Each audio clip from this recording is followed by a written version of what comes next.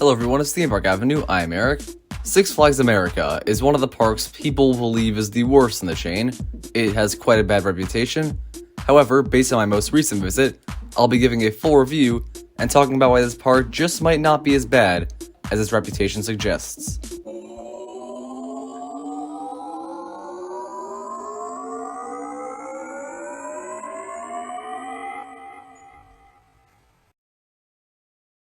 Before we begin this review, make sure you subscribe to the channel so you know new theme park content comes out.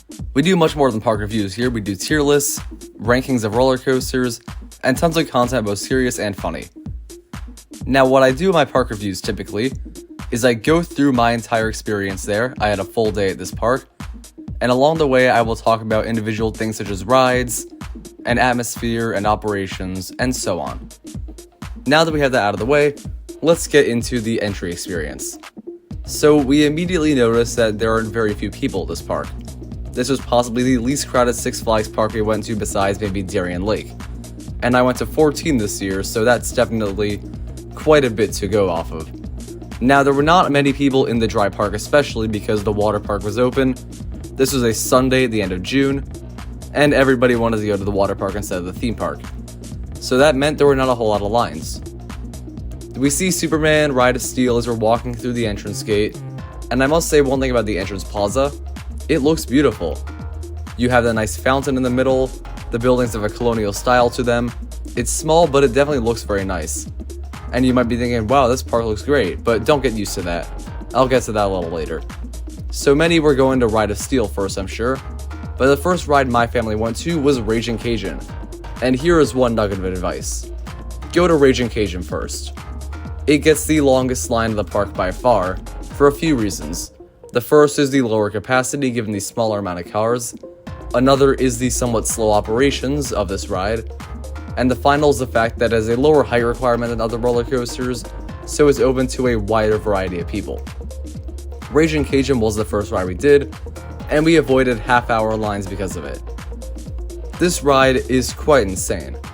I would argue it might be the scariest roller coaster in the park. The first half is your standard Wild Mouse coaster, not super fun, getting slammed on the side, but the second half spins like crazy, and you even get crazy airtime at the end.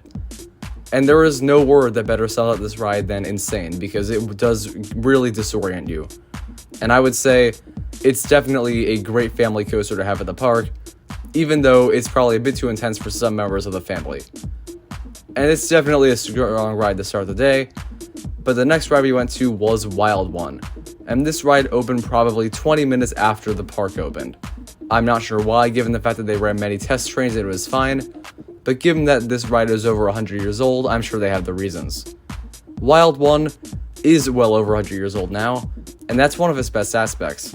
It has a very unique feel to it given how classic it is. There are plenty of classic wooden coasters out there, but few quite like this one. The ride is a bit rough given its age. However, it makes up for that with some great airtime moments, especially the double up, and the final intense helix. It is a long and fun ride, and it's a very good wooden coaster in the park. It's not one of the best rides in the park per se, but it's pretty high up there. And it's one that I don't think develops a super long line, so you don't have to worry too much about getting on this one. And next up we head toward the DC area. This DC area has a major flaw, and that is how it's sectioned off from the rest of the park. You walk a very thin path underneath Wild One to get to the DC stuff, and given that most of the best major rides are in this area, it's a little weird and confusing to find your way there the first time. So the first ride we do when we get into the DC area is Joker's Jinx. This Premier Ride's launch coaster is a spaghetti bowl model. It is a clone of Poltergeist, which is at Fiesta, Texas in San Antonio, and also a clone of Flight of Fear at Kings Island and Kings Dominion. I think this might be my favorite of the spaghetti bowls, not by a huge margin, but it is very fun. The initial launch is not that special, but the layout is fantastic. The first half is slow, disorienting inversions with great hang time, and the second half is taken incredibly fast. You don't have a ton of inversions, but it is super powerful, and the ending definitely pushes you into your seat. So it's overall a very strong Premier Rides launch coaster. Not the best Premier Rides coaster out there, but definitely one of the best. And it's definitely a ride that doesn't get a huge line either, at least not compared to Raging Cajun. And the next ride we head toward is Superman Ride of Steel, the hypercoaster I was most excited for that day. And here's a good time as I need to talk about the operations here. This park's dispatches are some of the best. They load trains pretty quickly on the majority of roller coasters, and Superman especially was great. There was never more than a 2-minute wait pretty much. It was always a walk-on Superman Ride of Steel, and that was quite a surprise.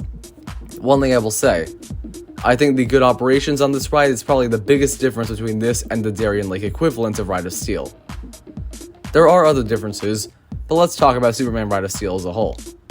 This hypercoaster has a very strong first drop, some good airtime moments, an excellent sense of speed, helixes that don't provide a lot of forces but are very long and still hold the speed through them, and it takes you into the woods.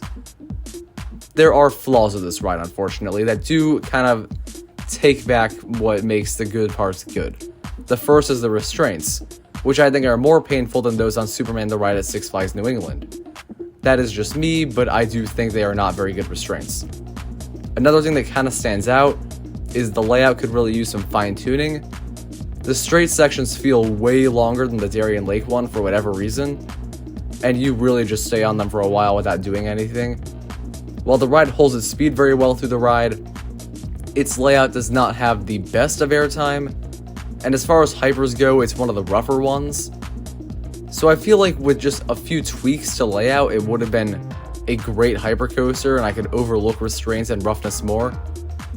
But overall, while it is a great roller coaster, it's among the weaker hypercoasters I've done, and I would take any B&M hypercoaster over this one.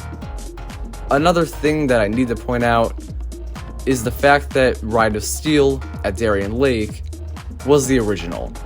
So I'm understanding that that one had a much better usage of terrain for that reason. This one goes through the forest, which is kind of cool when you're on the ride, but it means off the ride you can't see much of it. At Darien Lake, the ride goes over lakes, and that's a beautiful photo opportunity, and I like being able to see more of the hypercoaster layout. So after that we head toward Batwing. Batwing is closed.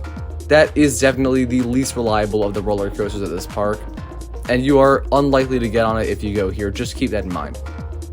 The next ride we went on was Penguin Blizzard River, and this is a very unique ride. I'd never seen it before, but it's essentially a water slide in the dry park. You sit in what's kind of like a river rapids raft, but then you go down a slide. It really is a water slide. You have some nice colors on the outside of it, and I like the penguin statue, and you do get quite wet. My waterproof shorts were quite helpful. It's a very fun ride, even though it's not a standout in the park. And after that, we did Wonder Woman Lasso of Truth, the Sky Screamer. And this Sky Screamer is pretty good. I don't think it's the best. In fact, it's probably the worst Sky Screamer. It has a good sense of speed like the others, but unfortunately, it has the least impressive view of any Sky Screamer I've ever done. And another standout issue was the music they played. They were playing Dancing Queen by ABBA. I understand plenty of people like that song, I do not. And I have learned from Canopy Coaster that they play female empowerment songs because it's a Wonder Woman themed Sky Screamer. Now my question is, how is that a female empowerment song? Maybe I just don't understand what Dancing Queen's all about, but I like the New England one better because it plays Danger Zone, and Danger Zone is an awesome one to play when you're flying through the air at high speeds. So after these rides, we head over toward Batwing, which is now open. And you have a huge, flat, grassy patch in front of this ride, and here's where I need to point out the appearance of the park. This is one of the least visually impressive parks in the Six Flags chain. I like the entrance plaza, but the rest of it is not great. You just kind of have blacktop everywhere, and the rides are placed somewhat haphazardly in places that kind of mess with the park layout, and I just do not like the way this looks, unfortunately. I know it's kind of weird, but unfortunately, you got a random super loop in one area, Raging Cajun's kind of in the corner, the fact that Batwing is all the way in the back and there's nothing interesting to see on the walk to Batwing, basically. And none of the roller coasters stand out as looking all that great either, besides Firebird. The wooden coasters look okay, but Superman's not a great looking hyper because you can see so little of it. Joker's Jinx is alright, but the way they put some of the trees, you can't really see much of the layout. Batwing just has a really ugly plot of land that it's on, and I just don't know how I feel about the appearance of this park. Walking around, you will not be impressed the way you might be at some other parks in the chain, such as Discovery Kingdom or Fiesta Texas. That's a kind of minor nitpick, but it does take away from the overall experience of the park. Now back to Batwing. Batwing was my favorite ride in the park. It is a Vekoma Flying Dutchman, and a very intense ride. The worst part is the lift hill because you are facing up toward the sun. Just close your eyes during that part. But the ride itself has an intense vertical loop, and awesome helix that brings you frighteningly close to the ground.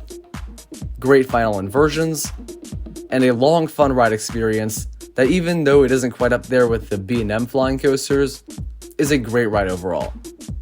I think Batwing is definitely a must at the park if you can get on it, and it is my favorite roller coaster at the park, and I'm happy I was able to get multiple rides on it. Now I should talk about Harley Quinn Spinsanity. This is the giant pendulum ride, also known as a Zamperla Giga Discovery, and I think these are very fun rides.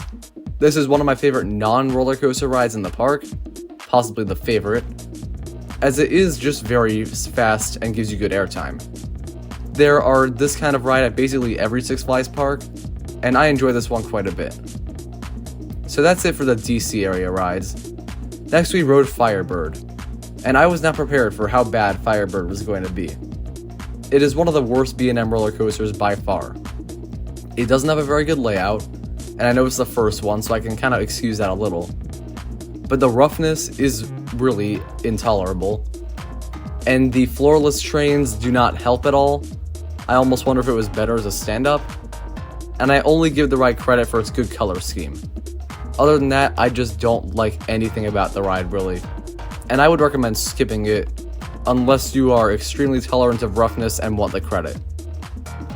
Roar was closed the day we went, so I did not ride that. We rode bumper cars because we were basically done with everything we wanted to after 2 hours in the park because of how few lines there were. And there are some other rides we did that I should point out.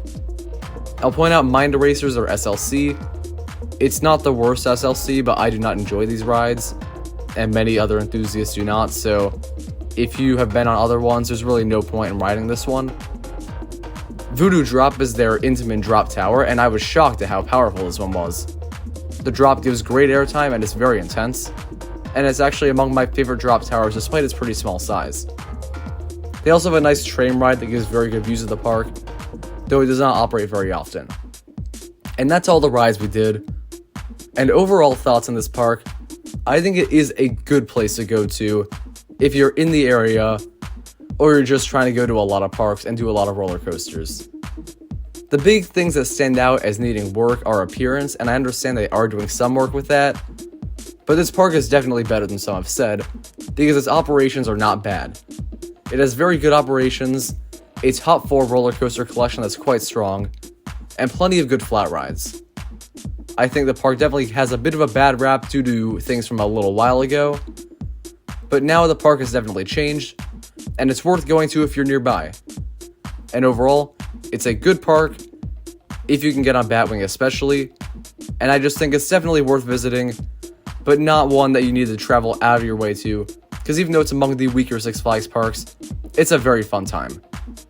Thank you for watching. Hope you enjoyed this video. Comment down below your thoughts on Six Flags America and any other park reviews you'd like to see. Subscribe for more theme park content. I'll see you next time.